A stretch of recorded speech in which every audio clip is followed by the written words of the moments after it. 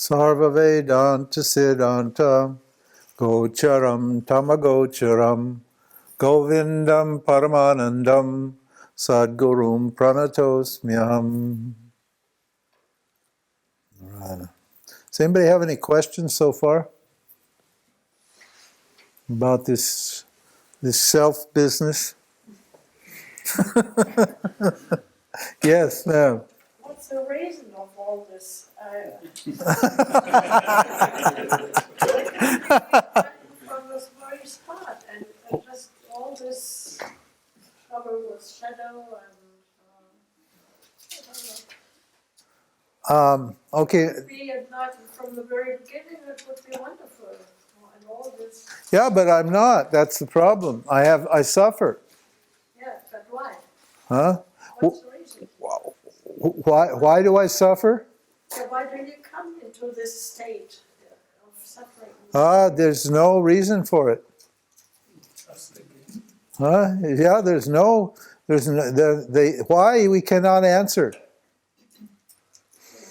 We can tell you how, and we can tell you how to get out of the problem, but we cannot tell you why the problem is here. Yeah. Christianity, you have Adam who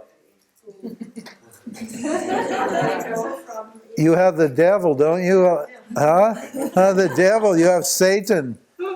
Satan was a bad guy and he wanted to make it, and so all that. They have their little story. They're just giving a story because there's no reason. And people cannot accept that there's no reason, so they just make up a story. The devil did, Satan did this. The Christians have the same idea. It's called original sin. That's called Maya. It's a very unsophisticated concept in the Christian tradition. Our concept of Maya is very sophisticated, as you can see. You can see it's a creative power. What else is Maya? What else does Maya do? Maya is, Ishwara Maya, the creator, is what? Jagat Karanam. Is what? The creator of the universe, and what? And it's Karma Paladatta, which is the topic we're going to take up next, is karma. And the result, action and the results of action.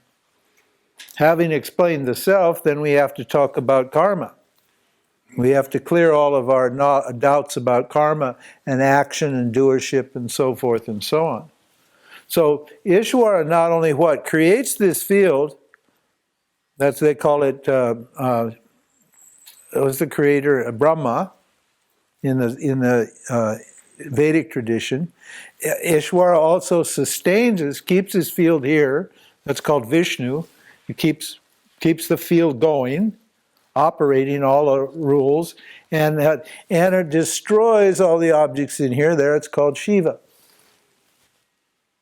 All three of those, Brahma, Vishnu, and Shiva, are just the power of Maya, what? Creating, sustaining, and transforming objects.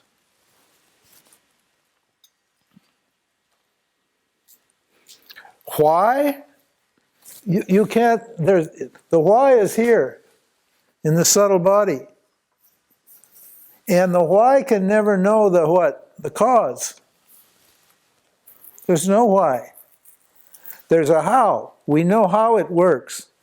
And we know how to get out of this dream, out of this projection. That's the beauty of Vedanta. Vedanta is the science. The purpose is not just to describe reality. The purpose is what? To get out of the samsara. And Vedamurti was telling me about somebody that came and said, I'm enlightened, but I just want to know how to get out of samsara. No, enlightened means you're out of samsara. All you have to do is see to solve that problem, is see that samsara is in me, and that I'm not in samsara. If you're this, then you're in samsara. But if you're this, then samsara is in you, isn't it? Yeah. Can you say causality is just a category in the intellect? Causality, yeah, that's as right. awareness, I see that the intellect and the category of causality is just an object in me. I'm not dependent on the cause. That's right. Causality is a story. It's a narrative that tries to explain things in terms of time. But there's no time here. Why is there no time? Because reality is non-dual. It's flat like a mirror. There's no separation between the what? Between the mirror and the reflection in the mirror. For there to be space, you have to have a separation, don't you? Where you have a separation, one way you measure that separation is called time. Time and space are just two different ways of measuring objects. But if there's no separation between the clay and the pot, between the wave and the ocean, between the mirror and the reflection, then how are you going to get time? Where are you going to get a story to tell? There's no story to tell. The Neos have got that part right. No, the Neos got this part. That's all they got. They didn't get this part, but they got this part. The science is all lacking, but they know about this, and they know it's all awareness, and they know I am awareness, and fair enough. But they don't take this into account. They just say, there's no doer, there's no ignorance, there's no creation, there's no this, so forth and so on. As if this didn't exist. This is our argument with the Buddhists and the Neos. The Neos are like crypto-Buddhists, actually, because they just want to deny, they just want to say this is non-existent. Tony Parsons, for example, he's a good example. He stands in front of you and he says, I do not exist, you do not exist. That's what he says. Now, he's either an absolute idiot or he's just provoking you. One of the two, who knows? He's just got a clever shtick and he's using it on you to get you excited. Because everybody knows full well that they exist. Don't they? Your awareness is your existence. What is the most ordinary thing for you as a jiva, for you as an individual? The thing that's always present, that you're never apart from, but which you don't think about at all during the day. Breathing is one, although you may if you have problems with your breath. I've got a better one. Gravity.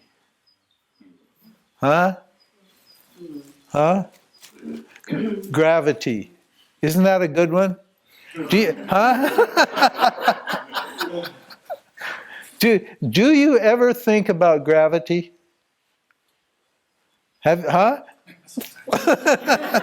When you're really, really tired. Oh my God. Yeah, when you're doing push-ups. Yeah, you have gravity. But generally, every day going about your daily life, you don't think about gravity, but gravity is operating on you 24/7. From the moment you're born till the day you die, you're under the force of this gravity. And yet, it's the most ordinary experience, it's the most obvious experience that you have, and yet what? You know nothing about it. And the self is exactly like that. The self is what? It's so normal, it's so ordinary, it's so always present that I just overlook it. And I have what? I don't have knowledge about it. Why don't I have knowledge about it? Because I'm always fascinated by objects. Objects includes my intellect and all the thoughts in it.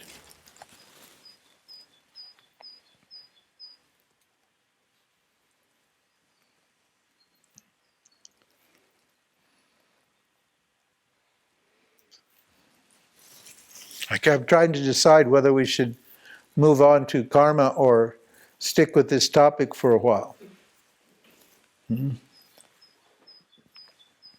Yes, sir. You said yesterday that you can't get this from books, but you're unfolding this with words. Yes. So if you put those words in a book, Well, you see, we're not actually giving knowledge. In other words, you're not gaining knowledge here. We're removing ignorance. Understand? There's a difference. If you think you're going to get this, then who's going to get it? Huh? The jiva is going to get it, but getting it means what? Knowing you're not a jiva. The jiva is going to get it, but moksha is what? It's called jnana karma sannyas. It means what? It's renunciation of the doer by knowledge, the one who gets. So what we're doing here is not filling you up with knowledge. People think, well, okay, that's Vedanta, that's great, I'll learn Vedanta.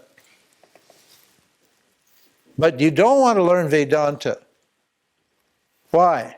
Because Vedanta is not a philosophy that you can learn and memorize. Yes, you could. Many people think of it that way. Intellectuals, they didn't understand that Vedanta was a means of knowledge. And a means of knowledge just removes ignorance. Like with your eyes, you don't learn anything. You just open your eyes and then the knowledge, what removes the ignorance of the form. And then you're just left seeing. That's all. You're just left seeing what is. And so Vedanta is a word mirror. It's the eyes for yourself. That it's a word mirror that takes away your ignorance, but it doesn't affect you at all. It just cleans your ignorance. Now, when you read for knowledge, what is it that selects the knowledge that you take to be, the ideas that you take to be knowledge? Well, when you read, your ignorance of who you are is operating. And that ignorance is in the form of likes and dislikes. That's a duality. There are things I like and things I don't like. Aren't there? In fact, human beings are nothing but bundles of likes and dislikes. And those likes and dislikes apply to everything. That's duality. In duality, some things I like and some things I don't like. That's kind of the essence of duality. Along with subject and object and other things. Right? Psychologically, duality is I like this and I dislike that. They're always together. Now when I'm reading, and I don't know that if I'm awareness, I don't read to find out if I'm awareness, do I? If I'm awareness and I'm reading, I'll be interested only in reading what? Probably only in reading novels and stuff and watching stupid movies on TV. That's what I do. I'm not interested in reading scripture, because I know I'm awareness. So, and all the scripture's doing is telling me I'm awareness. So I already know that. So I just want to be entertained. So I just watch stupid movies, Netflix and that sort of thing, and entertain myself and enjoy this play. But if you don't know your awareness, then what? You're a jiva and you're under the spell of Maya. Maya's operating, and Maya appears in your subtle body as your likes and your dislikes. And what are those likes and dislikes going to do? They're going to cause you to listen, to choose that bits of information that you get that are pleasing to you, and to reject those bits of information that are what? Not in harmony with your likes. Is that different in a class, do you think? Pardon? Is that different in a class? Well, remember when we started, I said, this is very difficult. I'm just asking you to listen without judging. Some people in the class can't do that. It's because it's very difficult. But if you actually can open your mind like a professional person and just listen to what's being said, then you'll get the knowledge as it's meant to be. That's why you need a teacher. If you try to read your way to enlightenment, or you just go to a satsang judging and evaluating what you read in terms of what you know already. Some of it may be knowledge, some of it may be ignorance. You don't really know. It's just your likes and your dislikes are operating there. When you hear something that you like, then you accept that, and when you hear something you don't like, you reject it. That can happen in class or when you're reading. That can happen anywhere. In fact, Maya is two powers. Maya's got Maya actually three powers. Sattva is called the revealing power. Rajas is called the projecting power, and tamas is called the veiling power. Now, we're going to see now, when we start tomorrow, we're talking yoga, and we're talking sadhana, and we're talking action, and we're going to see there where we're going, and our whole message for the next 2 days is for you to cultivate or develop sattva. Why is that? Because sattva is the revealing power. If your mind is sattvic, it will reflect awareness purely as it is, and you can be able to identify awareness through the reflection of awareness and gain knowledge directly inside from your own experience of the reflection of awareness. That's because sattva is the revealing power. But we've got two other powers that are operating in us all the time. Remember, creation, all three powers are working all the time. So what are the other two powers that are operating in my mind all the time? And this is true for everybody. Nobody is exempt here. Myself, yourself, everybody. Those two powers, in enlightened people, those powers are operating. But they've been neutralized by what? By the knowledge.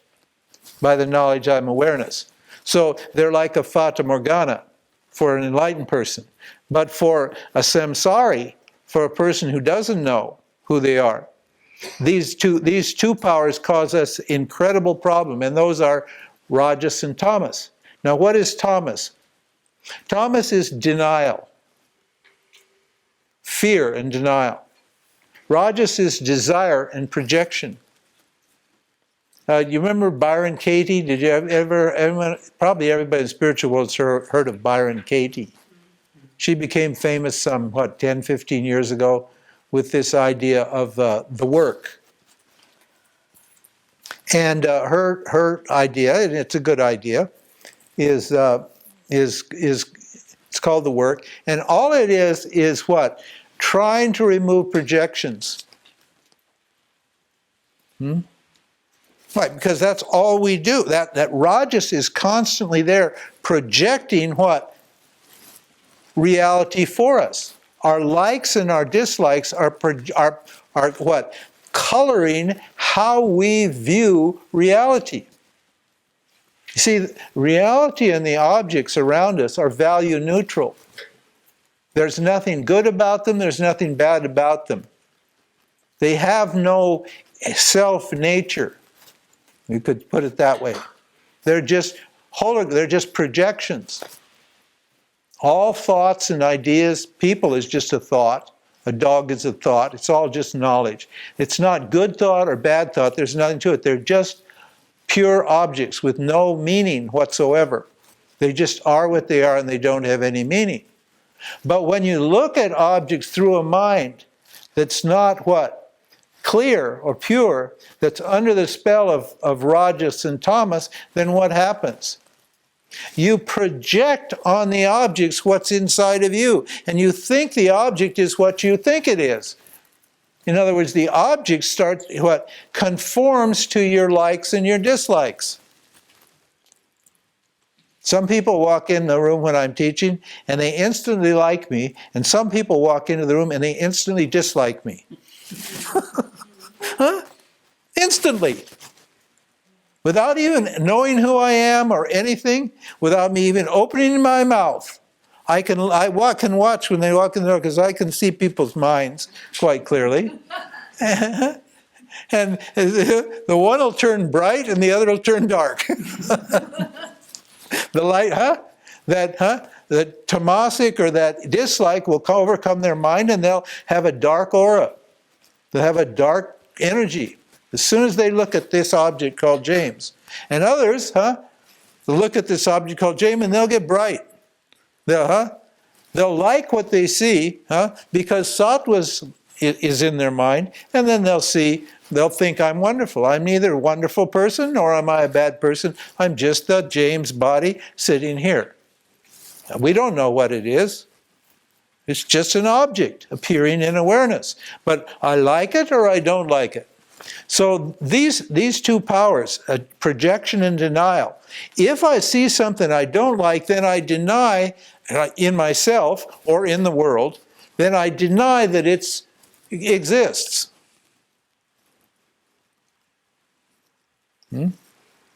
Everybody, we call this the shadow. You may have studied Jung, Carl Jung. He popularized this notion of the shadow. The shadow is just what? All of the content, the negative content of your causal body. It's those things, it's your selfishness, your greed, your arrogance, your fear, all of your pettiness, all of those things in you that contradict your good opinion of yourself. We all have a wonderful opinion of ourselves. We all think we're really, really quite wonderful. And yes, we are, but no, we're not. We don't think there's anything wrong with us. Why? Because Thomas has denied those things. Thomas has shoved those things, concealed those things. It's called the concealing power or the veiling power. It's hidden those things from us because they contradict our view of ourselves. That's called Thomas. And then when we've denied reality, what do? That stuff doesn't, that stuff that is hidden, it doesn't just stay hidden. Because I can't accept it as mine, as belonging to me, what do? I put it on you. So I say, you're a jerk. You're a jerk. Now what that means is, I'm a jerk.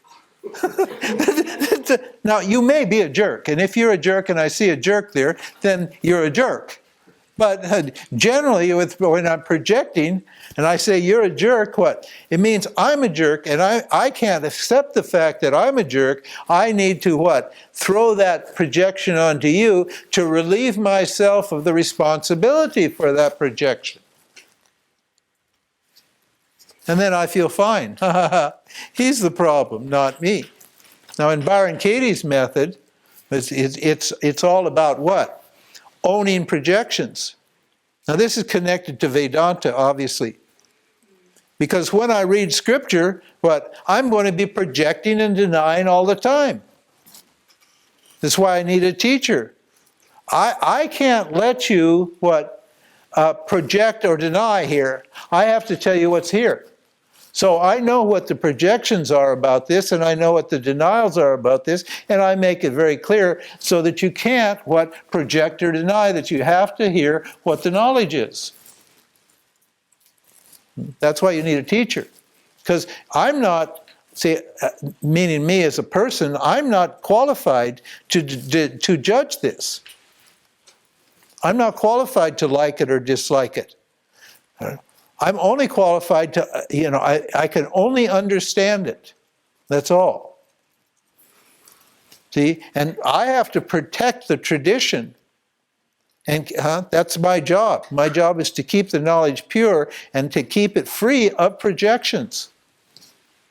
This is why you see I make statements about the neos and various people. Because you see people out there that are putting projections on this that don't belong here. They're not doing it consciously. By its very definition, Maya is unconscious. Rajas and tamas and sattva are unconscious forces that are working on, this is your conscious mind. and this is your unconscious mind. And all these powers are operating unconsciously on your mind all the time. This is why we have to understand them. Once we understand what they are and learn to identify them, then what? We can neutralize those projections, and we can uncover these denials and set ourselves free from them. Understand? This is Maya. Talking about now the psychological. Before we talked about the spiritual aspect of Maya and in relation to self-knowledge. Now we're talking about the psychological problems that come because of Maya. And those psychological problems, what? Stand in the way of our appreciation of the knowledge of ourselves. So we've got to understand them. We've got to understand these subconscious forces that are operating here. Yes, Andreas. You use the term enlightenment sickness. Would you say that enlightenment sickness is a person who may realize the fact that he or she is awareness, but the mind is not purified through the understanding of the gunas? That's right, that's correct. The ego has co-opted this position. Without what? Purifying itself. Sometimes this happens. It's for lack of it usually happens outside of our tradition. Sometimes it happens. I've had 3 or 4 people in the last 4 or 5 years who got a touch of enlightenment sickness. Well, it happens. Because they didn't stay with it long enough, and they lost faith in me. And so then I started to become the problem for them. Because their egos started to think, well, I'm as enlightened as he is. But I'm not enlightened. See, they didn't know that I'm not enlightened. I'm not enlightened, and I'm not unenlightened. If you ask me, I won't say I'm enlightened, and I won't say I'm unenlightened. If you ask me who I am, I'll say I'm the light. Now, what can you do with that? Can you have a problem with that? No. Because the light's not a doer, a person. A light means I'm awareness. That's what light is, a symbol for awareness. And awareness isn't enlightened, and awareness isn't unenlightened. Now, enlightenment sickness is that jiva, the ego, claiming that it's this without understanding what it means to be this. So the jiva thinks being awareness is a special status. I'm special now. I'm unique now. I'm the one that knows this. I'm awakened. You're not awakened from what? From the one who's awakened. You're not free of the one who's awakened. You think you're the awakened one. But you're never, you're never going to get enlightened. Why? Because you were never unenlightened.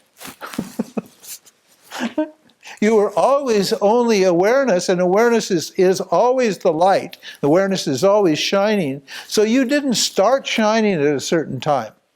You never stopped shining. In other words, you were never ignorant, and you never stopped. You never started shining when you got enlightened, did you?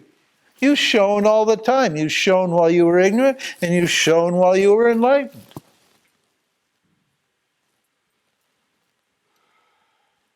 So enlightenment is not something this person is going to get.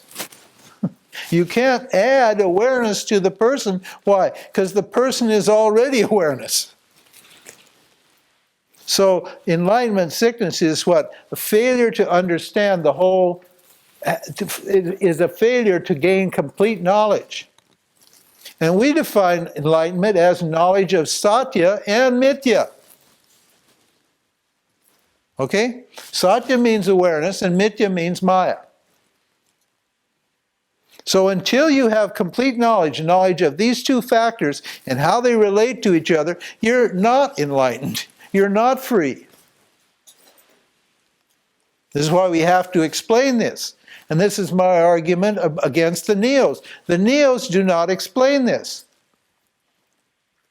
They don't deal with values, they don't deal with karma, they don't deal with dharma, they don't deal with bhakti, they don't deal with any of these basic problems. And with the structure of reality, they just say it's not real. Or they say it doesn't exist. We say it's not real too, but we say it exists, and since it exists, we need to deal with it. So we don't deny this at all. And in the next 2 days, we're going to talk all about this in relationship to this. And we're going to tell you what you can do as a jiva to live here, how you can live here intelligently with this knowledge in mind. We're not saying this is the end of anything. Everything's going to go on exactly as before. It's just going to be the end of ignorance, that's all.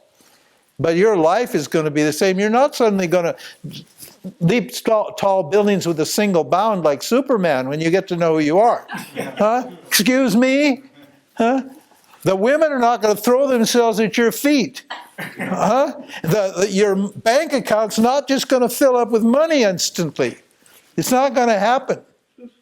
Life is going to go on just as it went on before. Mind you, don't think something special. Oh, yes, Narda. But what does really change when you realize you are the self? Just your doubt about who you are disappears. That's all. You just lose the notion that you're this limited person. So it's not such a big thing. It's not a big thing. It's not absolutely. In fact, when you get enlightened, quote unquote, you should be ashamed of yourself. Huh? Instead of getting a website and making a big story and running around teaching everybody and talking big on the internet and doing seminars and all that stuff, you know what you should do? Like a dog, you should stick your tail between your legs and you should sneak off and hide. Why? Because all you're doing is saying, I was ignorant for so long. Huh? All your enlightenment proves is what? You thought you were an ignorant person for so long. And you were never an ignorant person. So you're not getting anything here. If your jiva is sitting there thinking, okay, I'm going to get this amazing thing called enlightenment, and then I'm off and running and going to have a great time, then you're wrong. It isn't like that. And then suddenly everything's different. But on one side, it's a big difference. Well, it is too. Because you know you are not chasing the object. Well, that's right. That's right. So it's a big thing. No, it is. It is. And it will transform your life. But not instantly overnight because you're enlightened. Mind you. It's just that you'll no longer what? You'll no longer feed your ignorance. And it's your ignorance that's keeping you bound in this samsara. And so when the ignorance comes up, and it comes up every day, how does ignorance appear? How does ignorance appear? It appears every minute of the day in you all the time. And how does it appear? As your fears and your desires. If you believe your fears and you believe your desires, then you're ignorant.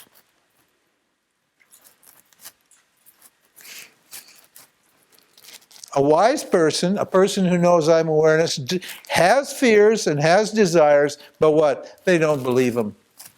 And because they don't believe them, what happens?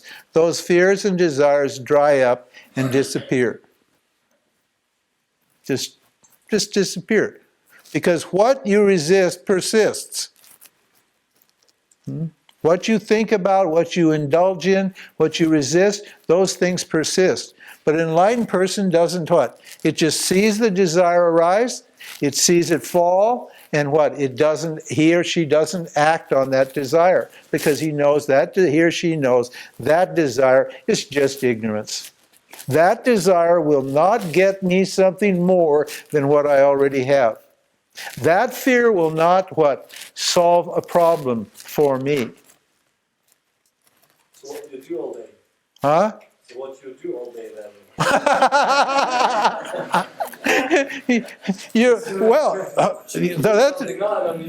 No, it's a good question. Yeah. You don't do anything all day because you're not a doer. Huh? You are. You are. Life happens. Life happens.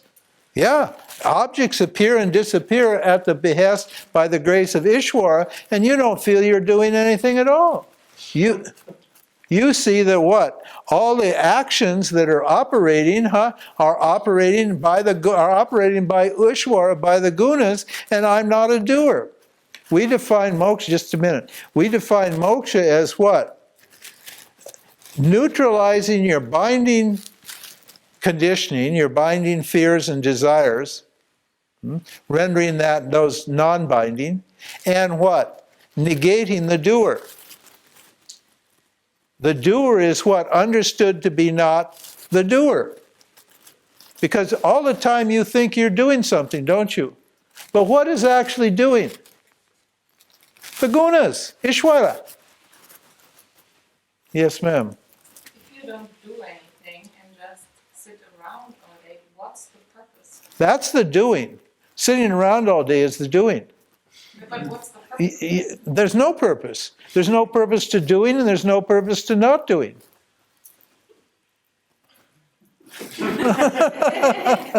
Huh? No, okay. Are you telling us that life is purposeless? Yes. Life isn't, yes, that we're saying that there's nothing to gain here. You can't lose anything here, and you can't gain anything here. That's what we're saying. Now, the person who asked that question is a doer. The doer wants to do. Now, the doer will always be doing.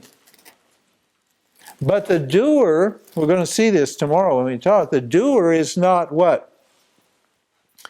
Is not the actual author of its actions. No, Nor is it what? The giver of the results of the actions. So are you actually doing when you think you're doing? Enlightenment means I know that I'm not, it looks like I'm doing, but I'm not actually doing when I think I'm doing. Because I understand that what? The gunas are causing action. And that I'm merely what? A witness of the actions. Now, it doesn't mean that an enlightened person can't do. Like I teach. Okay? But what? I know that what? Ishvara is teaching through me. That all the power, the Shakti, the energy, the knowledge, all come from Ishvara, is all operating through me. And I have nothing to do about it. It's not mine at all. I didn't invent this, and I'm not doing this. At the same time, I'm doing it and enjoying it. So if there's no purpose, it's the same if I do or I don't. That's correct. That's what freedom... I might as well do it. You might as well do it. That's correct. Freedom means you can do it, you cannot do it, or you can do something else altogether. You have a choice. That's freedom means. It's, So we're not saying, you just end up like a slug sitting in there.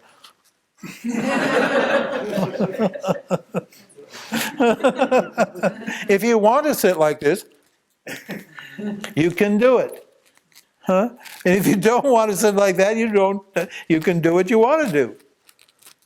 You're free. That's the meaning of freedom. I'm not limited by action. I'm capable of action, but action doesn't define me. Yes, Andreas. In light of the teaching, when I worry about the purpose I can observe as awareness, it's the guna rajas which is asking this question. Yeah, the guna rajas. That's right. Rajas is the doer. Desire did it. They have a statement they teach kids in India. Desire did it. It's a little poem. Huh? All hail to desire. Anger did it. All hail to anger. Right?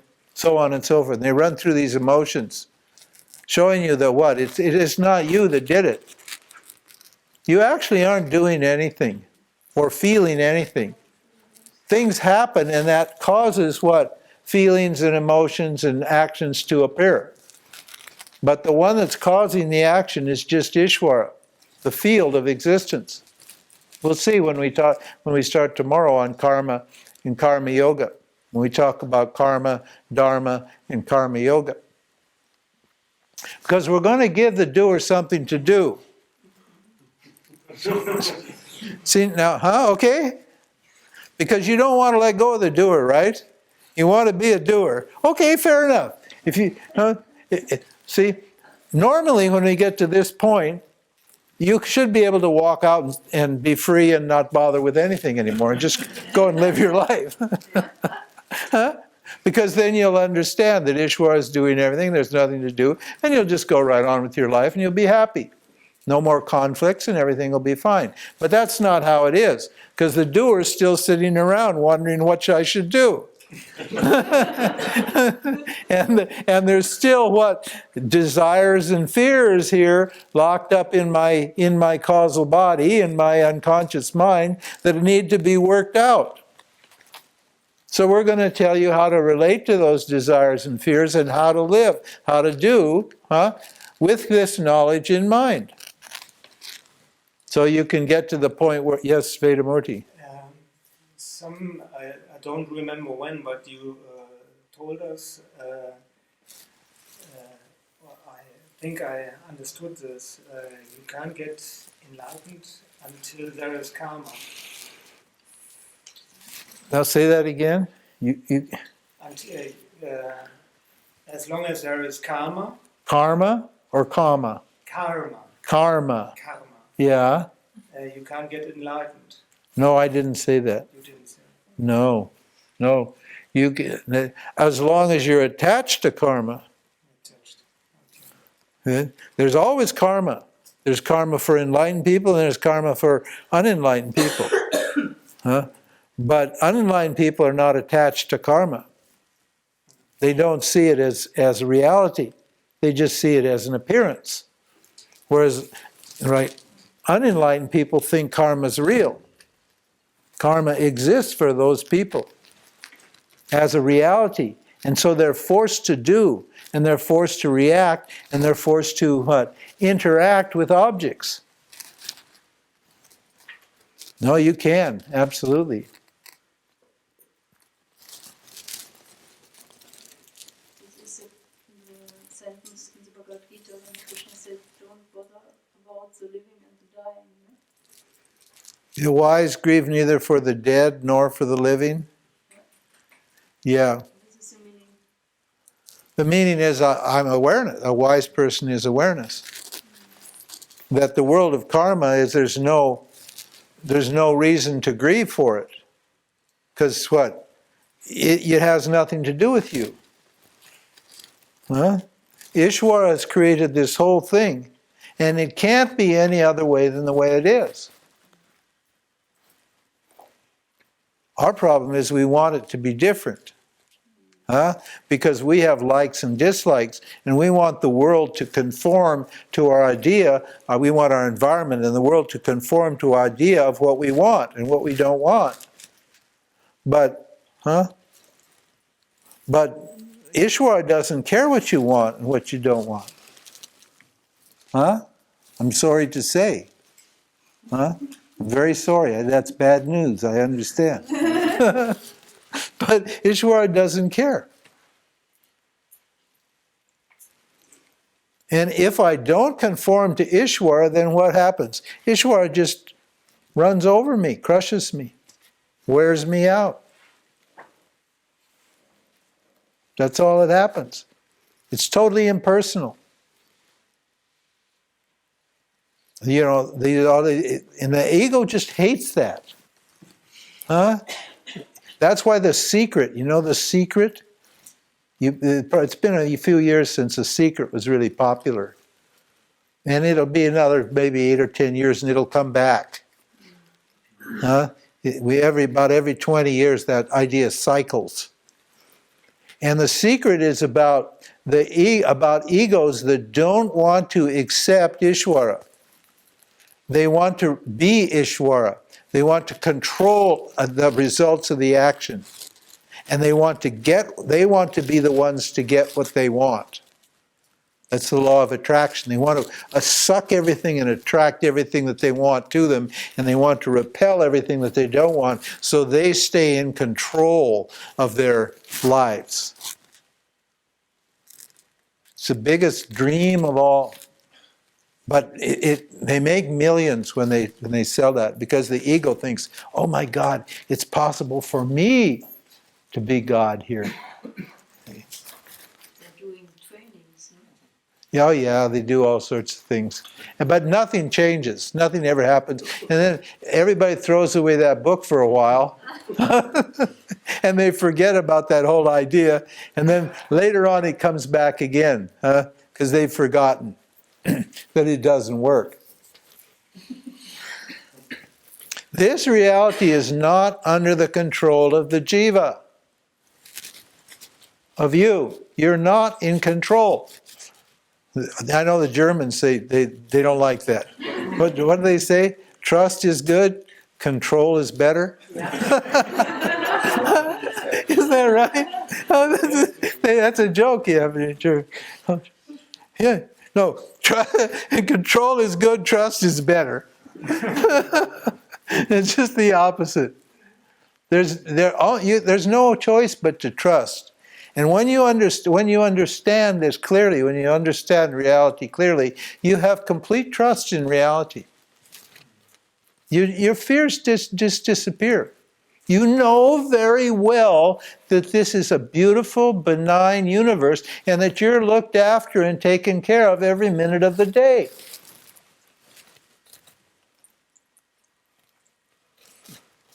So you're relaxed. You just take it easy and enjoy. And do what you do. Yes, ma'am. Yeah, awareness should be the synonym of love. And if there's love and this energy, well, it should be in Shiv, how do you say it? Purusha, it should be in the whole constitution, in the whole system. Yes, that's correct. And I don't know why we should be crushed when there's love. Now you say awareness is a synonym for what? Of love. Of love. Yeah. Oh yeah, that's right. Awareness is love. Yeah. Well, And so everything should be love. And why in the system you see you do not conform, well, that's because you don't see it as love. If you see it as awareness, then what? Then all it is, the whole thing is operated on the basis of love. If you actually look at reality, love is causing everything to happen. That's what I mean by a benign universe. This is a loving, benign universe. Everything here is taking care of everything else. But it only becomes a loving universe when you understand it. You only see love when you understand what love is. And love is the nature of awareness. Awareness is called parama, prema, swarupaha. The word prema means pure love. so it couldn't be unpersonal. No, it is impersonal. Love is the same for everybody. Love is not personal at all. When you know what love is, and I know what love is, it's the same for everybody. Anger is this. You don't have personal anger, do you? When you feel angry, you feel the same anger I feel. So when you're angry, I know exactly what you're feeling, because I feel exactly the same thing. When you're jealous, jealousy is the same in everybody. It's just a feeling, it's an energy, it's an experience. And the same is true for love. Love is exactly the same for everybody. That means it's what? It's impersonal, it's Ishvara. It has nothing to do with me personally. It operates through me, I experience it through me, happening in me, but what? It isn't, I didn't manufacture it. I didn't create it. I can't own it. I don't bring it on. I don't destroy it. It just appears and disappears in me. All of the feelings and emotions and thoughts and ideas are just under the control of this factor called Ishvara, the causal body.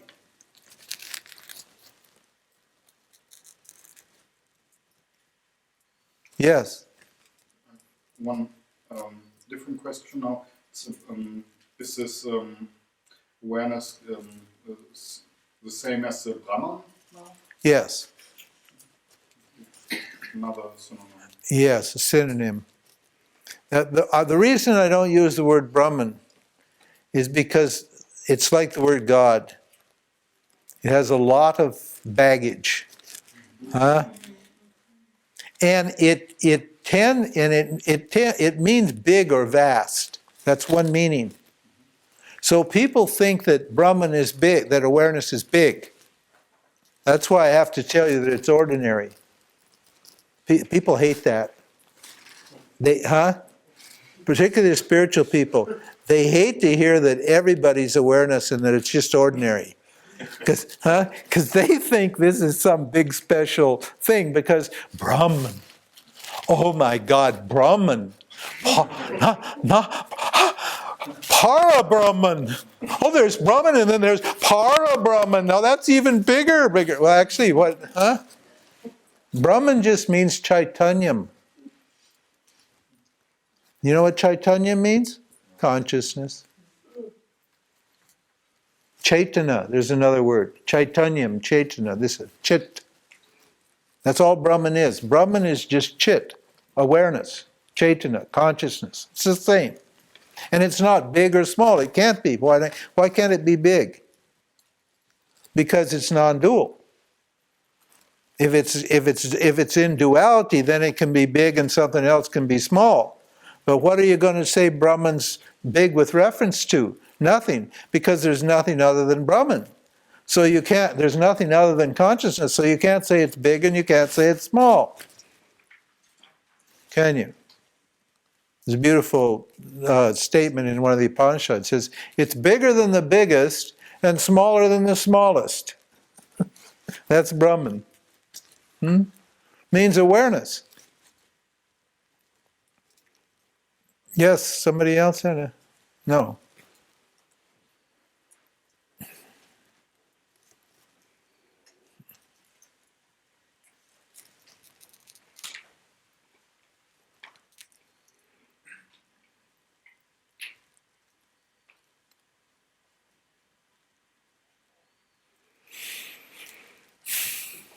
Good. Yes. As often this is a protected area, now in the classroom it makes perfect sense. But when we go home, we fall back to our old patterns and No, that's right. It does happen. Is there then some kind of sadhana which we? Yeah, sure. Meditation. Yeah, meditation, study the scripture, inquire. In other words, apply this knowledge. We haven't finished yet. We just got started. We're going to tell you what you can do next. See? But we need to tell you who you are first, and then we need to tell you what you can do to realize who you are. And if you have realized who you are, we can also tell you what to do. Either way. So the next topic is karma and action and doership and what I can do to what? Maintain this vision. And to purify my mind to what? Keep this understanding constant. To make this knowledge permanent and constant in my mind. So that we call it, an enlightened person we call sthitta prajnaha. It means a person whose wisdom is steady. Whose knowledge of satya and mithya is steady. It doesn't, it's fine here in this situation, you see, it's very fine. But what happens when you go out the door? what happens? Your vasanas, what? We're talking about vasanas tomorrow. Your vasanas, your tendencies, your conditioning, leads your mind away from it. A desire comes up, and off you go. A fear comes up, and off you go. Huh? Just like that. You leave this knowledge, what? And you chase some object, some situation, some action. And then you find yourself all caught up in the karma. You find problems, you start to feel bad, emotions, anger, all this stuff comes up, and say, oh my God, I forgot who I was. And then you try to get back to this understanding again. Well, if you have the right lifestyle, and if you know how to think properly, we call it discrimination. If you know how to discriminate and you can think properly, then what? Your life will become your spiritual practice. And the way you live will keep this knowledge in your mind all the time. Until what? Until all of those obstacles are what? Removed. All of that attachment to what? These fears and desires that are driving you in the samsara. So there's work to be done. But we're saying, don't just run off and start doing work until you're clear about what you're doing. Huh? See, when I go to the spiritual life, I don't know anything. I'm an idiot. I'm talking about myself, and it's true for everybody. I don't know anything. And I'm just this big doer. I just been doing all my life, and suddenly I just wade into the spiritual world, and I go here and there, and I start doing all these things. I read these books, and I do what people tell me. I listen to these gurus, and I go here and there, and I do all this stuff, practices, and so forth and so on. I have no idea what I'm actually doing. I just grab things that I think are going to work, and I start doing them. And we're saying, no, that doesn't, just take it easy. Throw all that out, start over again. Go back to the basics. We'll explain to you the big picture. You get it very clear what the big picture is, and then you'll see what can be done, and what can't be done, and what should be done, and what shouldn't be done, and how to do it. And then you're off and running. This is the instruction manual for your life. This is the picture. This is the user's manual. And this will take you right to happiness, to fullness, to completeness. It's been working for thousands of years. It works today, it worked yesterday, it's going to work tomorrow. It hasn't changed because it works. If it didn't work, it would just keep going through all these iterations and changes. They'd keep trying to fix it to make it work, but Vedanta hasn't changed. You see in the modern spiritual world, you see all this evolutionary spirituality. Mr. Cohen and Ken Wilber and those fellows. And their idea is what? Well, you see, we're very special, different people here now. See, we're more sophisticated and advanced. We've got iPods and internet, and we're more intelligent, and more sensitive, and more evolved than all those people were thousands of years ago. So we don't care about their knowledge. That was just old knowledge that was good for the old people in the old days. But we need new knowledge, new teachings for ourselves now because we're different. I call it the chronocentric argument. In every age, people are chronocentric. That means they think that their age is the most advanced age. And you know something? You're not any more advanced than the caveman was.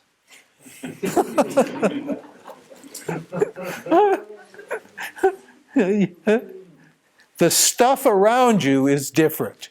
That's all. The objects in which the field in which you're operating is different, but you are no different from anybody ever. There's only one you. And this you is eternal. And you've always been this, and you're always going to be this, and you're never going to be anything else. And so this knowledge is going to be good for you no matter who or what or where, or the time or place or circumstance. It has nothing to do with time or place and circumstance, because you, the eternal individual, are out of time. Understand?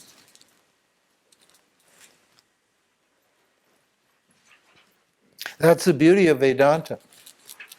I got hooked by it, it's been 45 years ago. I can't even remember, it was so long ago. I never ever went 1 inch away from this teaching when I understood what it was. I realized there's nothing like it. Nothing comes even close to it. It is so perfect. Bhagawan has revealed the whole thing and worked it out in absolute exquisite detail. It's not only perfect, it's beautiful, and it's humorous even. It's an amazing science. And all of the Enlightenment traditions in the East came out of this, but they got corrupted slowly, slowly. Buddha was the first one who really started to change it. And Buddha was the Dharma. Well, I don't want to talk about Buddhism, but you can get enlightened through Buddhism. You can. But the vehicle has been transformed and changed and evolved into all these different kinds of means of knowledge. Most of them are just karmic.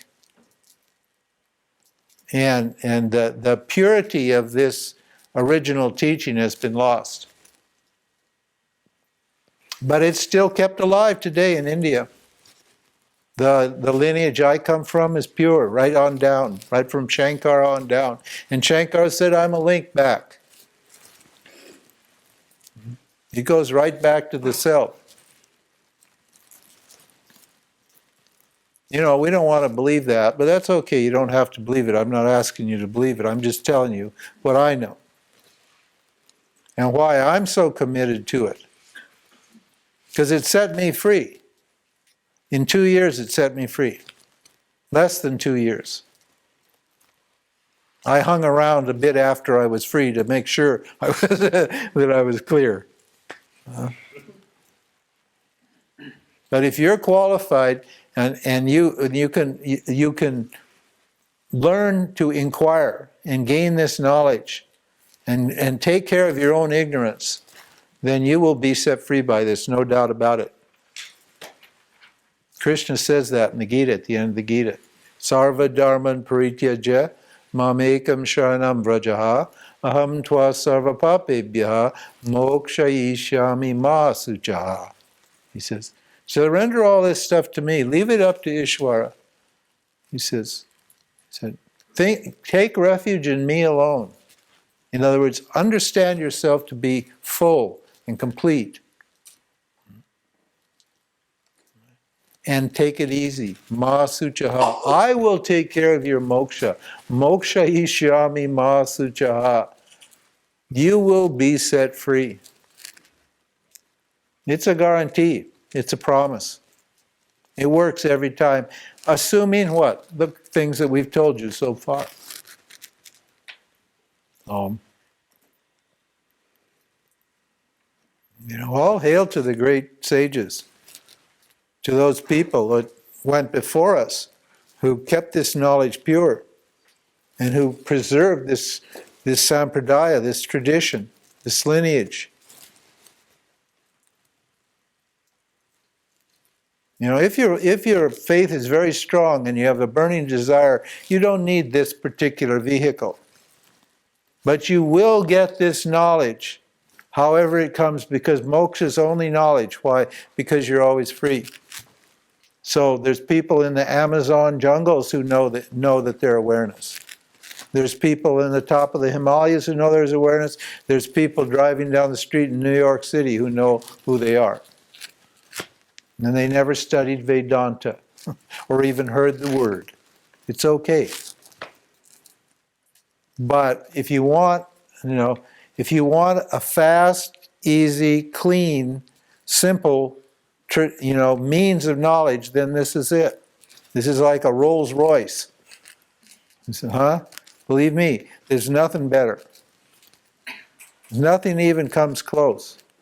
And it's not ego, I'm saying this. If you want to have a debate with me, then you can debate with me, and I'll show you. I've been 45 years dedicated to this. What was it? It's in 1968 when I came in. This was 68, 78, 88, 98, 108.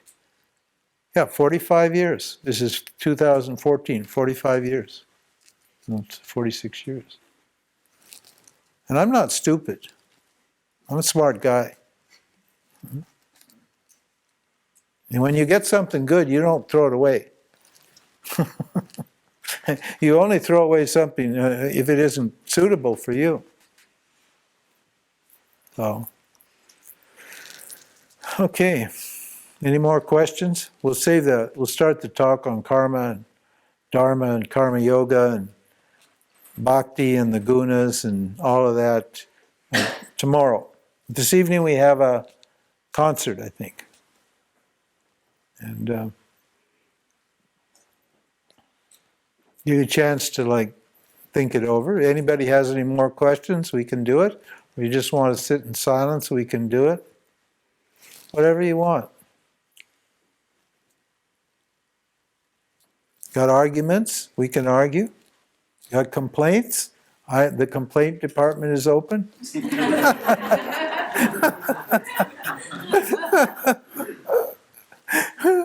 Yes, sir. You spoke about the Shakti gurus. Yeah. Can you explain how that works? and how that appears to be transferred from one guru to another? It's just like love. When you fall in love. Have you fallen in love? Huh? You notice the Shakti just leaps into you suddenly, like you feel it.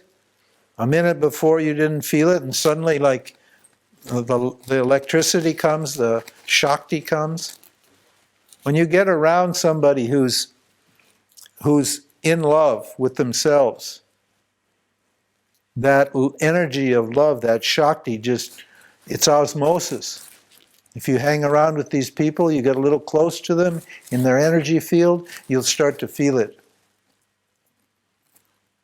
The teaching has created the Shakti here. You can feel the Shakti? Can you feel the peace? Huh? The silence? I think you can feel it, huh? Of course you can. That's why there's no questions. I don't even feel like teaching. You don't feel like asking any questions either. Why not? Because you're satisfied. Because you're full. Because the Shakti's in you and you're enjoying yourself. You're enjoying your own nature now. You're feeling happy. You're feeling full. Isn't it? Yeah. What created the Shakti? Jnana Shakti. There's Karma Shakti, Kriya Shakti, Icha Shakti, and Jnana Shakti. The whole creation is nothing but Shakti, but we're talking Jnana Shakti. Knowledge has the most incredible power. Desire has a huge power. That's the Shakti of falling in love, is desire. You get those desire going, and then an object connects with an object, then you feel this amazing feeling. That's Icha Shakti, it's called. Kriya Shakti is the Shakti that comes from activity. These are your sports people and the doer people. When they get going in their routine, they get their mind focused on what they're doing, the extreme sports guys and those kind of people, athletes and things, then what happens? Boom! The Shakti hits them and they feel like, they say, things are just happening, it's automatic. I was in the zone. Yes, ma'am. The problem is that we do not have any more gurus. Yeah, that's a problem. And if you say that scriptures are worthless, right? Well, no, they're not worthless, but you need to be taught. And you can say anything's a scripture. That's the problem. Christians say theirs are scriptures.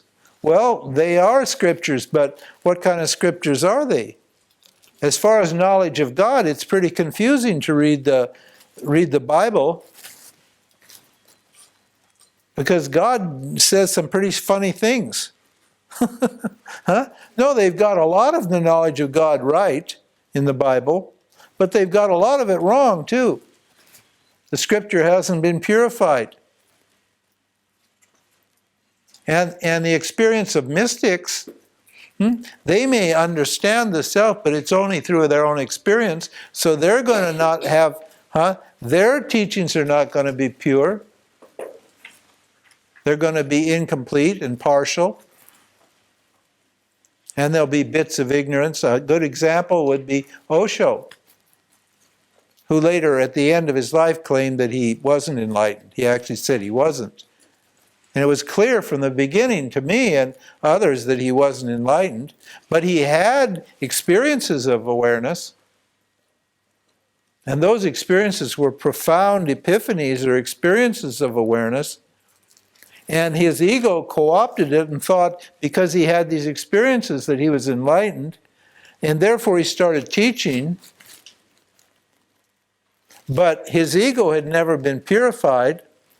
So while there was the truth in what he said, there was also all kinds of ignorance sitting side by side with the truth.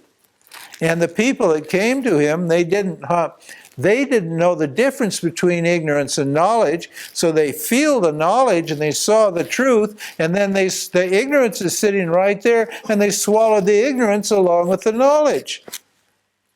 And they weren't set free. They had great bhakti for Osho and they had great bhakti for the truth, but what? They still were not set free because they couldn't tell the difference between ignorance and knowledge, because he didn't know the difference between ignorance and knowledge. And he said at the end of his life, he said, when I let go of the idea that I was enlightened, it was a great relief. It doesn't mean that he got enlightened when he let go of the idea that he was enlightened. He realized that taking on the identity of an enlightened person when he wasn't actually enlightened was a huge problem for him. Look at how he ended up. It was a sad story to see this man disintegrate slowly, slowly, slowly.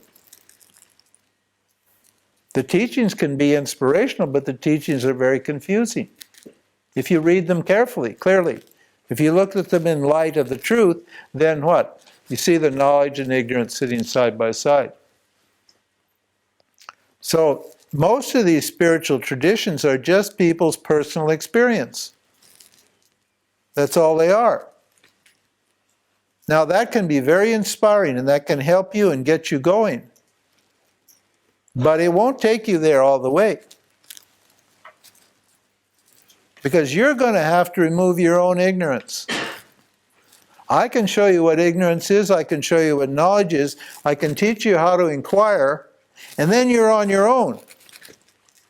Then you've got to do the work. Then you've got to get rid of the ignorance. I can get rid of the ignorance standing in my account, but I can't get rid of the ignorance standing in your account. It doesn't work that way. When I get enlightened, you don't get enlightened. Speaking of as if enlightenment was a happening, which we know it's not, but let's pretend that it is.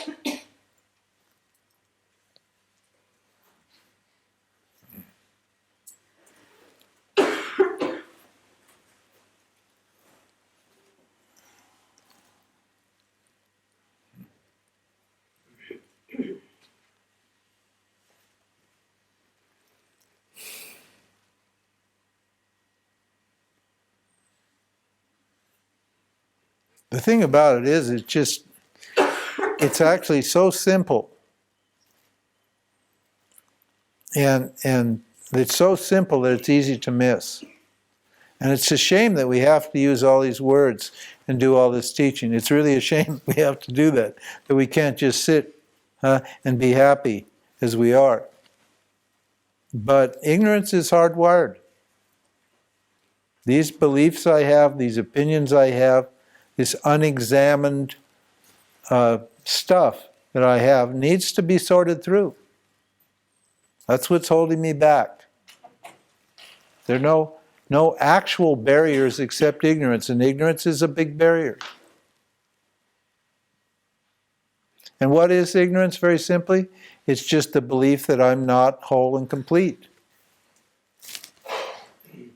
That's all it is. It's that simple. Just ask yourself, are you incomplete or are you complete? That's all we're asking you to resolve. That's one simple question. And if you can answer that question properly and understand why you made the answer, then you're free. Because all of the problems are what? Born out of the belief, and mind you, it's only a belief, that I'm incomplete.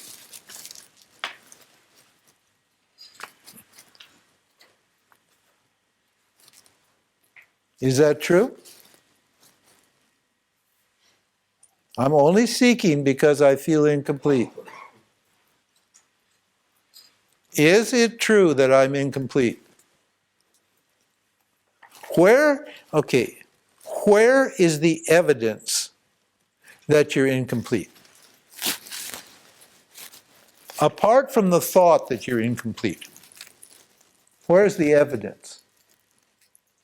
Is there any evidence? Yeah, that's right. There's no evidence.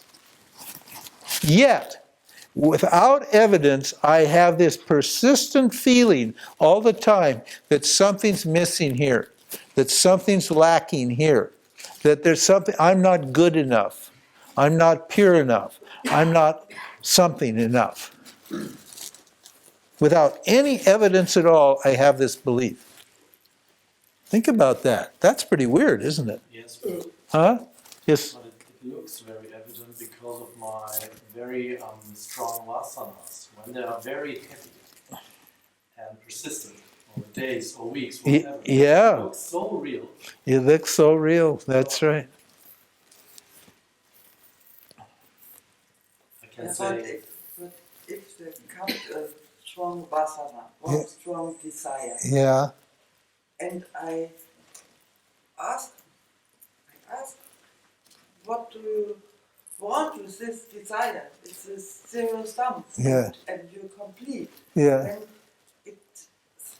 It just disappears. yeah, and so, and this every day, then you relax. That's right. That's absolutely right. yes. That's absolutely correct. All you have to do is inquire when the desire comes up and think it through. Huh? The problem is when a strong desire comes, I don't sit back and analyze the chain of karma that's involved in that desire, do I? Huh? When a desire comes up, if you actually think it right through to the end, you won't waste your time doing it. Huh? You'll just give it up. You'll say, hey, it's not going to get me what I want. But I believe that this desire is going to lead me to what I want, and what I want is what? To feel complete.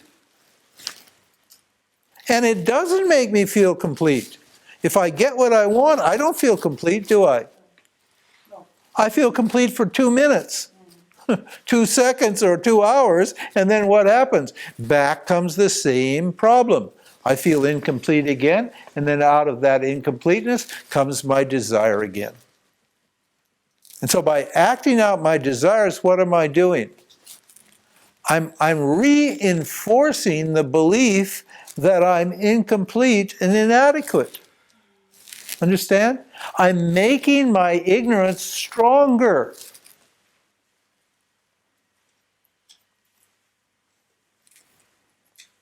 I'm not getting out of the problem. We're going to talk the samsara chakra tomorrow, and then you'll see how that works. Yes, sir. Is it the same to the fears? Yeah, same. What's about pain? What? Pain, real, you feel pain, real hard. Yeah, I've had a toothache for 2 months. Can you imagine? I had a root canal and dental surgery last week. And I still have tooth pain, headache, toothache. It's very painful. What about it?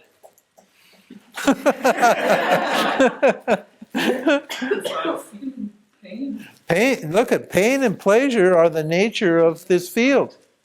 How can I react? You can't react. It's not up to you. The pleasure and pain this is another manifestation of duality. In this field, in this Dharma field, there's pleasure and pain. There's good and bad. There's right and wrong. Huh? The pain is part of life. You have no choice but to accept it. If you could do something about it, I've done everything I can, and it's still going on. So I just take pills. I got some pain pills. I want to take pain pills. Look, I've done everything else. They've carved me up. I spent an hour in the dentist drilling, and all that stuff. And then I went and he cut it, and then he drilled, and then he put a hole, and he did all this stuff, and then the pain doesn't go away. I've taken antibiotics for 2 months. The pain doesn't go away. Now what am I going to do? I've done everything I could possibly do. I'm going to get depressed and angry and upset because I got the pain. Well, it doesn't help. If anger helped, I'd be damn angry, and then the pain would go away. But it doesn't go away. But why keep the tooth then?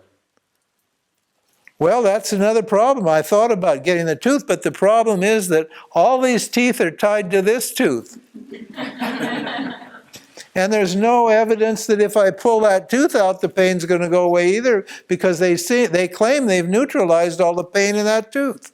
It's a dead tooth now.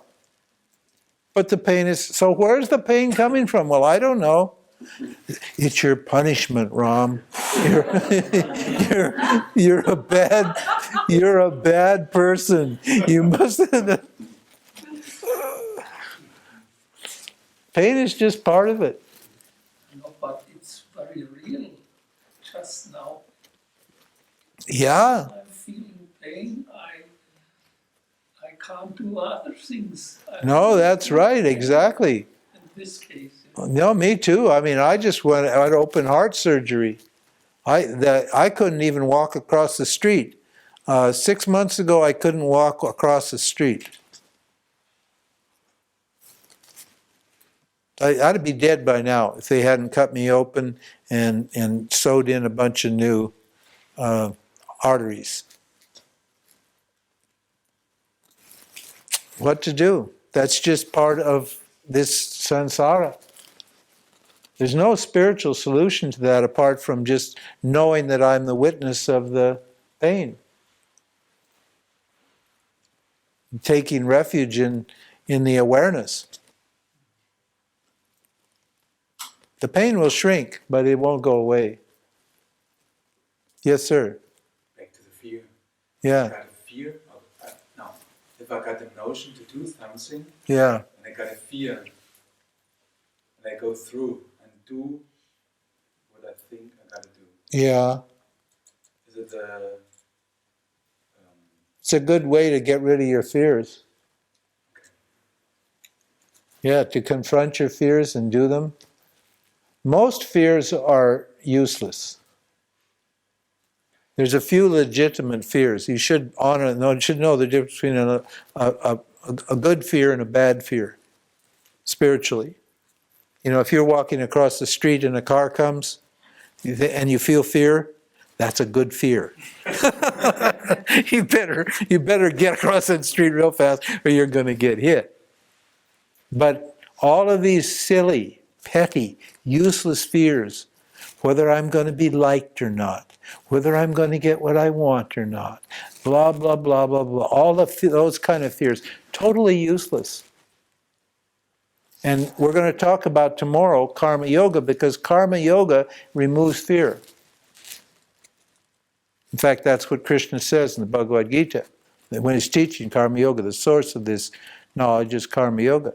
And he says just a little bit of karma yoga removes great fear. Will he explain it to you? You want to get rid of fear and desire? Practice karma yoga. That's our psychology. We've got a psychological practice for you. We've got a good spiritual practice, a great spiritual practice. It's a fundamental spiritual practice called karma yoga. It will take care of your fears and your desires.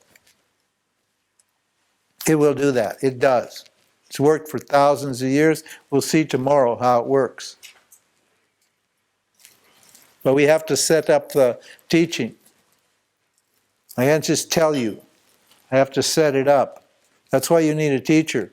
Because all this knowledge needs to be contextualized. So we build a context, we make a setup. And then what? Then with that background knowledge, then what we're telling you starts to make sense. But we have to set this up. A few hours ago you mentioned the subtle body. Yeah. But you did not mention the three parts of it. Can we talk about tomorrow? What is Yeah, that's tomorrow. What is mind? Yeah, that's tomorrow. We're going to unfold this chakra, this samsara. We've talked about awareness. Okay? Now we're going to talk about this. We're going to explain to you what Maya is and how it works. I call it the mandala of existence. This is like a mandala. Its existence is like a beautiful mandala. And it works a certain way. It's a spinning whirligig of energy that operates very beautifully here, very scientifically. And we're going to explain how that works, because I think I'm here in this world. See? I better understand how this world works. And I better understand what I can do and what I can't do to make my life work for me. If you understand yoga, you might even lose interest in Vedanta. Why? Because you'll get very happy from yoga. That happens to a lot of people. As they get more and more sattvic, they lose interest in moksha because their life gets so good. We call it stuck in sattva. They get stuck in happiness. It's a nice place to get stuck.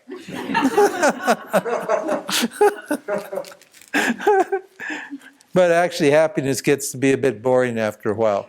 And so you want to move on. But let's get up to happiness first and then worry about what's next, you see. Is this a sense to get happy? Pardon? Is our sense in life to get happy? Yeah, that's what we're doing here, isn't it? That's what you're... Final sense. Huh? The final sense is happiness. Yeah, that's what moksha is happiness. But it's uncaused happiness.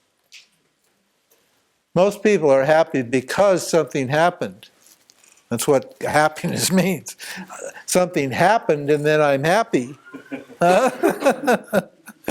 This is happiness without a cause. I can't find any reason to be happy. I shouldn't be happy, I've got a toothache. Then why am I smiling and enjoying myself here? That doesn't make sense. Huh? Yes, sir. Would be the Ananda aspect of the Satchitananda then. Yes. But Ananda, yes, that's right. Depends on the meaning of Ananda. But we'll get to that. There's a whole science. I wish I had 2 or 3 months to teach you every day. Huh? Stay, yes.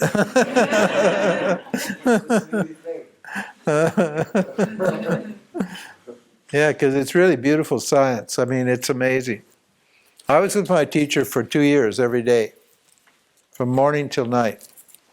And we started at 5 in the morning. I actually was with him earlier. He usually got up about 3:30 or 4. And I would bring him tea about 4. And then all day long, we'd have a meditation, then a morning class, then breakfast, then a satsang in the morning or another class. Then we'd have lunch together. everybody take naps. Then we'd have 4 o'clock, we'd have a satsang, then the evening class, and then satsang after the evening class. It went on all day long. Just pure Vedanta. From 4 in the morning till 11 or 12 at night, and then up again every day. All over the world. I went around the world twice. It was great. I was so fascinated. I loved it so much. Because I realized that after all that spiritual work I'd done, that I was missing out the most important thing. I had all the experience, but I didn't have the knowledge. The experience was great, and I never went back looking for any more experience when I got the knowledge. But the knowledge completed it. Because we're not here just to experience, we're here to know. The human heart will not rest until it understands what it is, who it is. You will not be satisfied or happy till you understand who you are. It's just a fact. You may take a journey here and there into this and that, but you'll always come back to inquiry into yourself. You'll always have, who am I? What's going on here? What is this world? What is going on? Please, I want to know. It's the nature of awareness. It needs to know. It's a beautiful thing. Seeking knowledge is a beautiful thing. Seek to know the truth, and the truth shall set you free. No experience will set you free. No action will set you free. The truth will set you free. That's why it says, isn't the Bible say that? Seek to know the truth, and the truth shall set you free.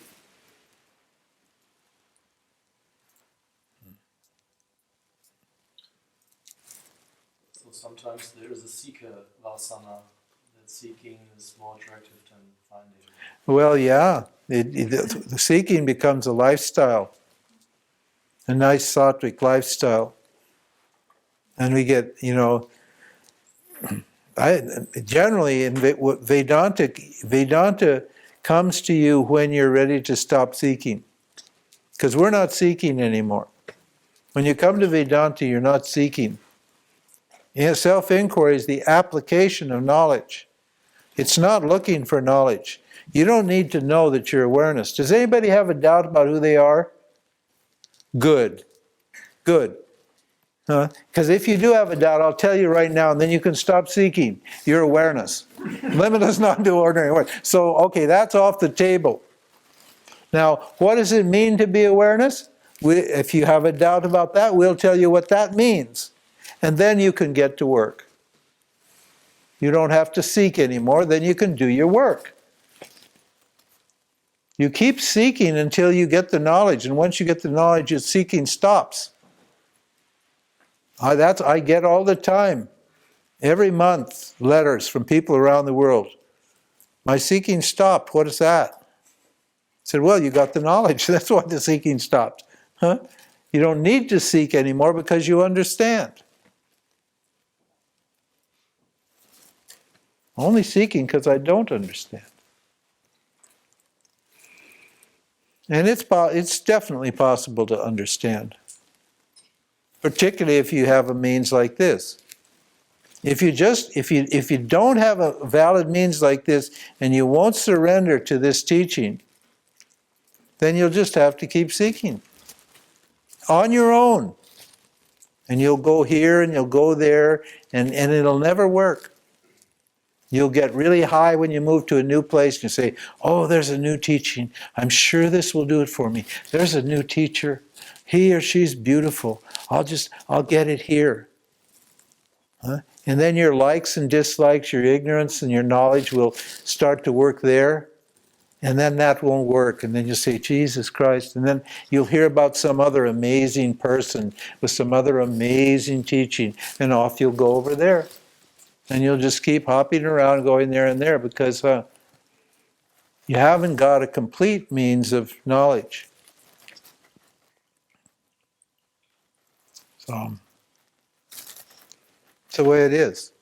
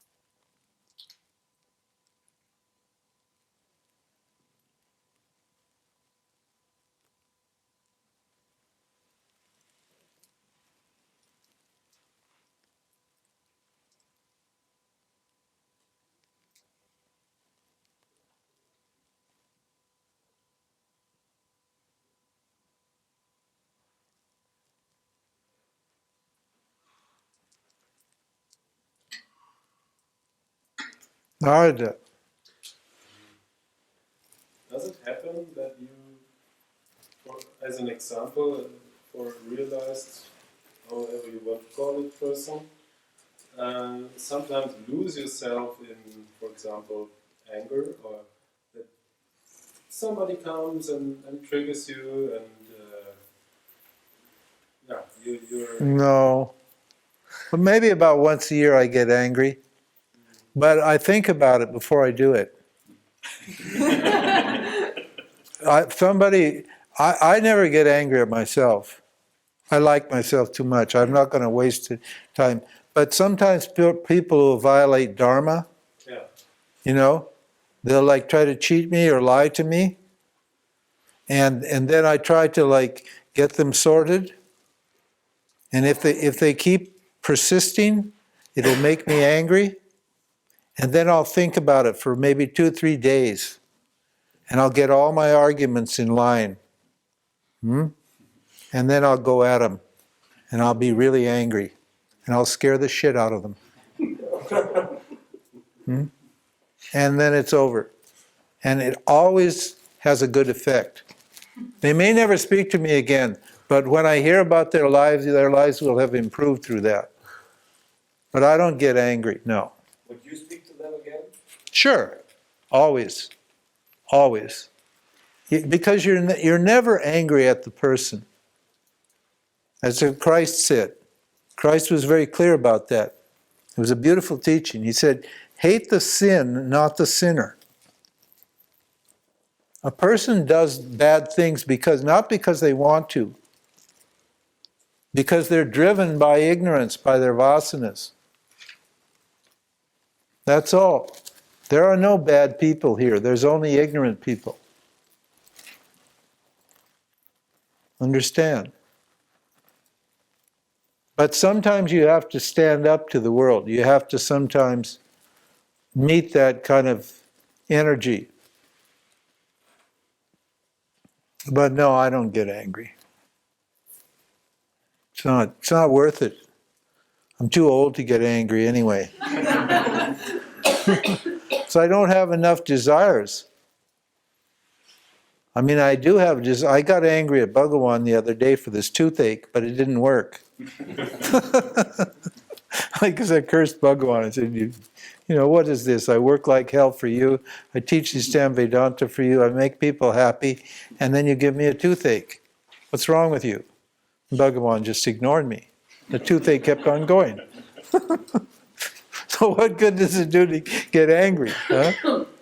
It's a waste of energy. But once in a while, it does happen. I think once a year I get angry. Well, maybe sometimes I've gone 2 years without getting angry.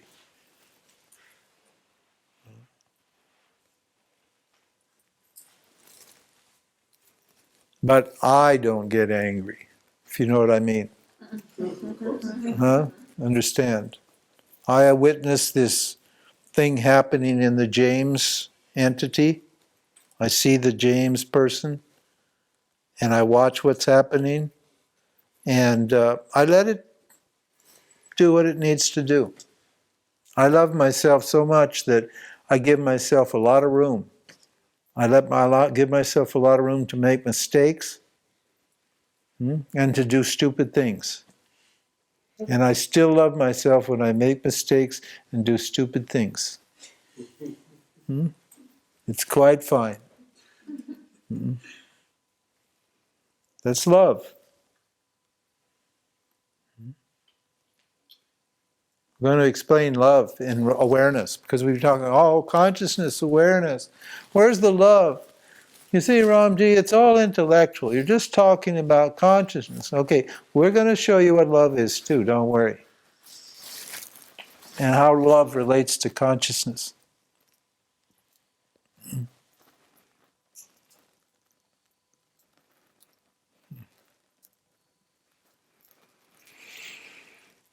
Yes, sir. I still have the idea that I have to control my thoughts, and it's not okay to get lost in thoughts for minutes and hours. That's painful. Continually monitoring your mind like that and trying to, that's not good. Just see your thoughts as awareness. Let them be what they are. Just don't attach to them. Yeah, because in yoga, they tell you have to control your thoughts, you have to be aware, you have to concentrate, you have to be present. But we already made it clear that you can't control your thoughts, because Ishwar is thinking your thoughts, and you're already aware. See, that's the problem with meditation and yoga and Buddhism and these things. They try to tell you that you're not aware and you have to become more aware. We're saying you're already aware. Huh? You don't become more aware. Understand? Now when a problem comes, then you should sit down and analyze the problem. But like all day long watching your thoughts for things, it's so painful. It just saps your energy. You just run out of energy. You can't do it all the time. So if you just follow your dharma and do everything in karma yoga attitude, then when there's a problem, stop and analyze it. And then clear it up in that way. But watching your mind like that, micromanaging every one of your thoughts, it's not. It's counterproductive. It's a waste of time. Just, in Vedanta, we just say, turn your attention away from the thoughts to the self. In other words, look at the thoughts from the self's perspective, and then the thoughts, what? They're managed automatically.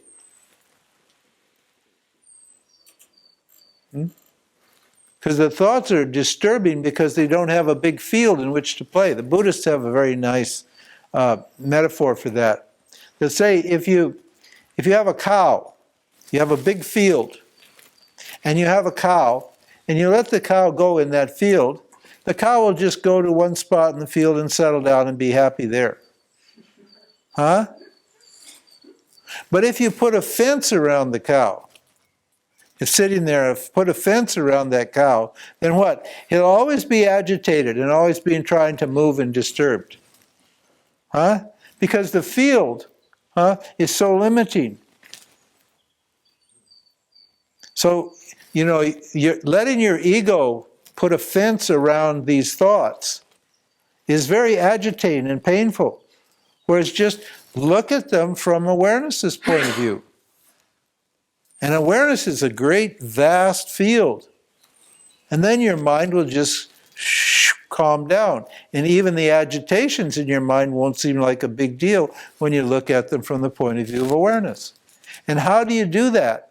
All you do is think the thought, I'm awareness. And as soon as you think the thought, I'm awareness, you what? You go to awareness. So the access to awareness is simply through the thought, I'm awareness. You haven't gone there, you've just what? Gone there in the sense that what? You've recognized who you are. And you've assumed your rightful position. Like Nisargadatta said, the only thing is to remember I am that. That's right. Not the doer. You see, that yoga's for doers. Now there's nothing wrong with that. Yoga is for doers. See? These are people that have to do something. They're rajasic. So they have to be doing something. So then they tell you, well, you know, you have to watch your mind, you have to chant, you have to pray, you have to do all these things. And hopefully you do them in the right spirit. But in the end, you can just end up with a whole lot of yoga doings, just like you had a whole lot of worldly doings before. Now I'm just a yogi doing all this stuff, and I still am what? Not free.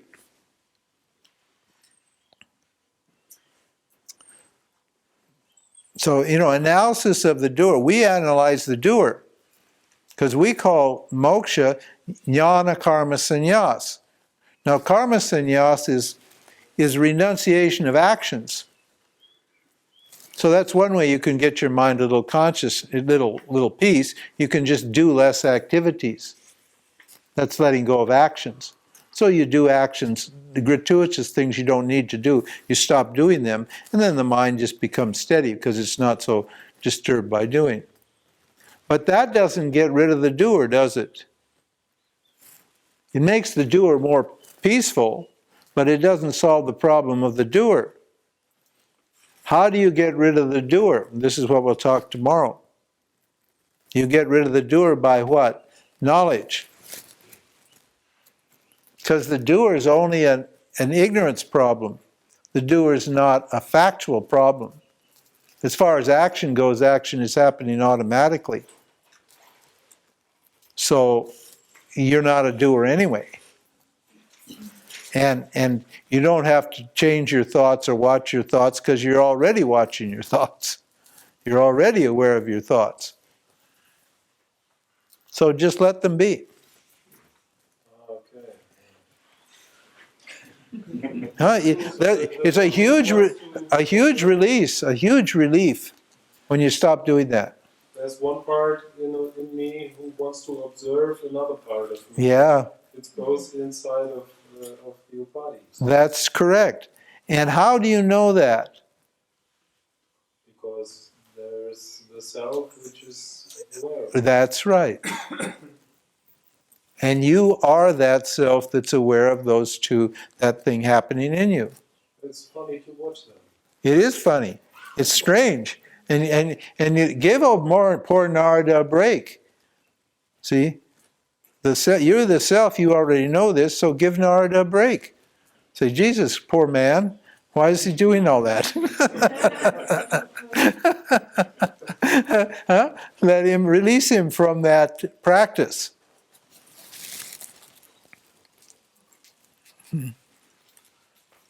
No, we want to be good, and we want to be good people. We want to be good yogis. We want to be pure and holy. We're good people.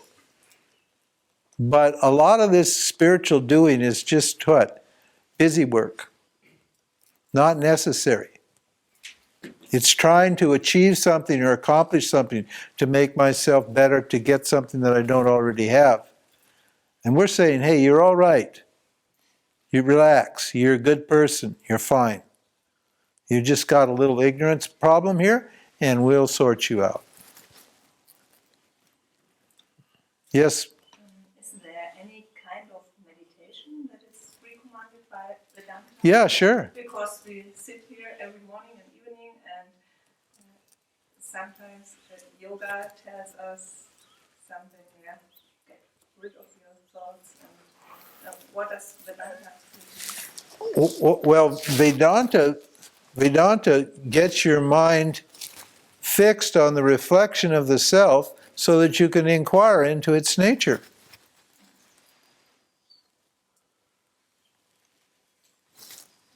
I'll show you. We'll do it. We're going to do a meditation. We're going to do a meditation. It's simple. And then you'll see that the thoughts arise and fall automatically. And that you're free of those thoughts, that the thoughts are only objects. And then you'll investigate the awareness of those, and then you'll see that you're awareness and not the thoughts.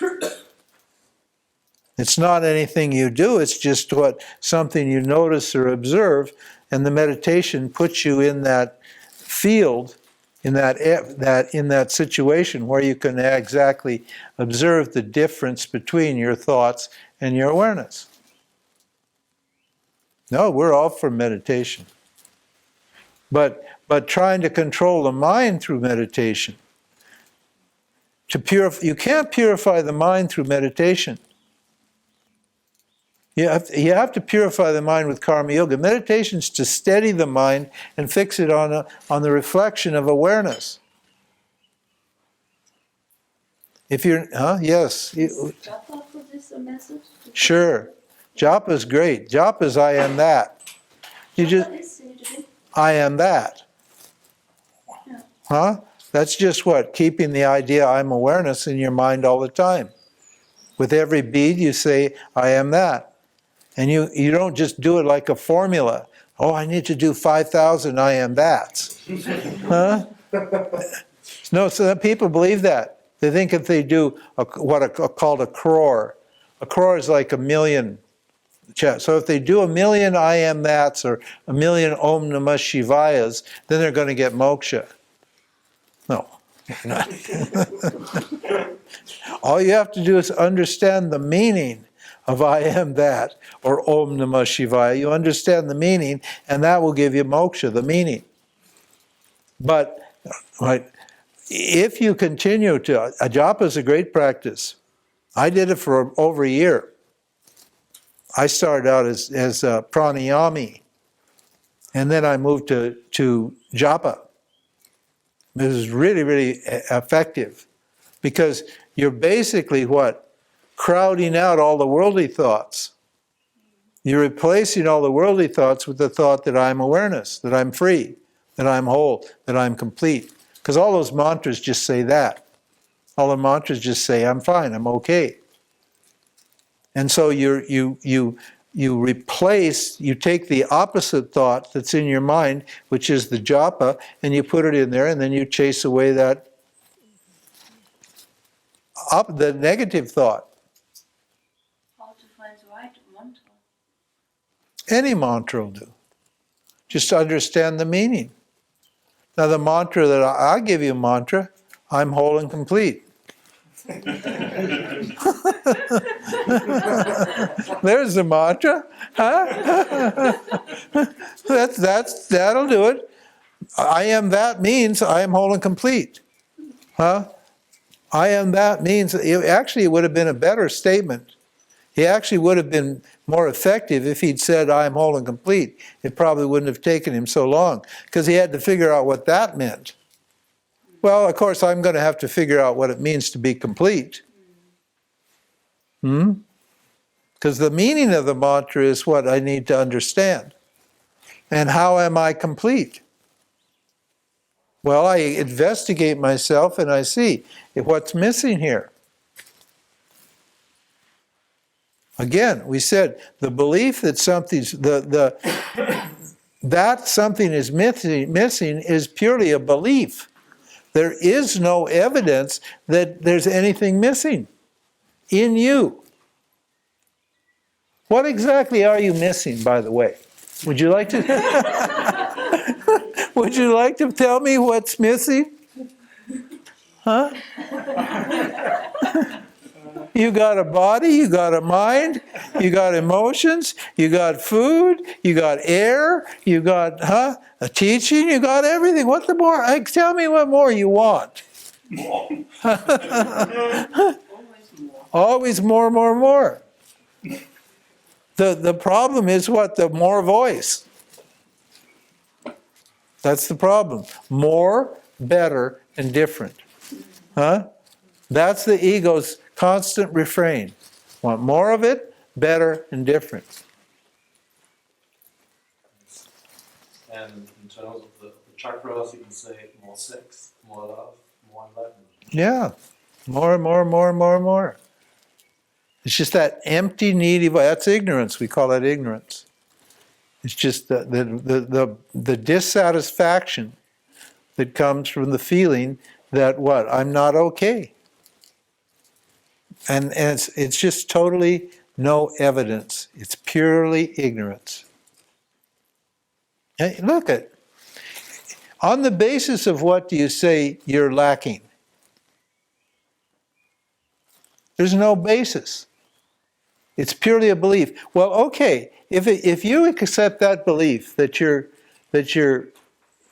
incomplete and inadequate and lacking, then why don't you accept the belief that you're whole and complete and beautiful and pure and perfect? Okay, never mind. We don't have any evidence of that. Huh? No, but you got a choice here, don't you? You can choose to think that you're incomplete, or you can choose to think that you're complete. Choosing to accept this knowledge is what is moksha. All you have to do is choose to accept it. It's up to you. You don't have to believe this. You want to believe this for some reason. For some reason your whole life is based upon the notion that there's something wrong with you, that something's missing. And we're saying, well, hey, believe that there's something right with you. It's just as easy. It's more easy, actually. Because when you think that you're okay, then you realize that you are okay. Because you are nothing but the thought that you have in your mind at the moment. You're only what you're thinking at the moment. That's all you are, as a person, as a jiva. Whatever thought is manifesting in you at the moment is what you are as a jiva.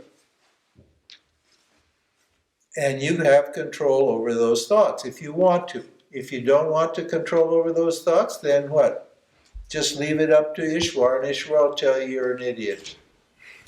You're incomplete and inadequate. All that ignorance, Ishwar will tell you.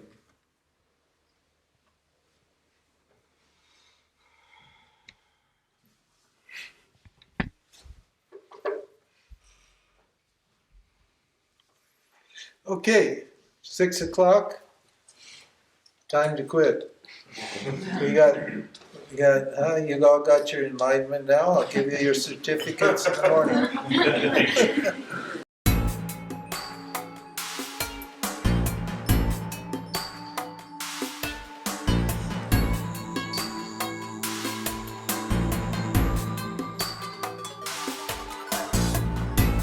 Hare Krishna, Hare Krishna.